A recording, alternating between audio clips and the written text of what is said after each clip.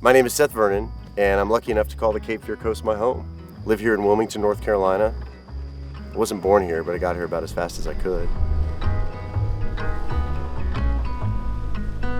My dad was a big-time waterfowler, so growing up in Texas and spending time with him in the rice fields, in the marshes hunting ducks, hunkered up, as a little guy and watching the birds whistle by. And then his father was the consummate outdoorsman.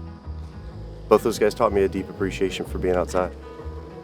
The reason that the outdoors are so important to me is we're supposed to be the stewards. We're supposed to be the ones that leave it better than we found it.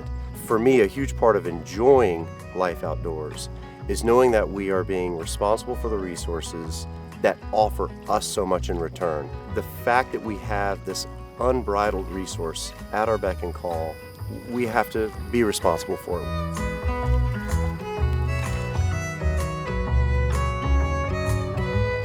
Making a living in a small skiff like this, I can't afford to have things on the boat that don't work. There's no room for products that aren't going to protect you from the elements, the bugs, the sun.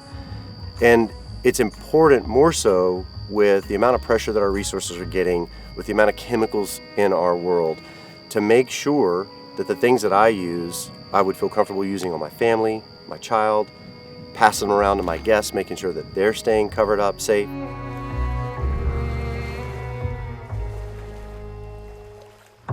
The joy that you get from guiding is exactly what you put into it. So if you give 100% to your anglers and you watch them become successful, whether it's a topwater plug walking perfectly or countless hours on the pole to find a tail and redfish for somebody, watching that angler connect, seeing the joy, and then sharing in the making of those memories is why I say so many people get on my boat as strangers and leave as family. Look, at the end of the day, I'm just a guide. I'm just a guy that stands on the back of the boat and pushes it around. But I'd like to think that the people that grace my bow, that fish with me, go home with a greater appreciation for everything that we do out here.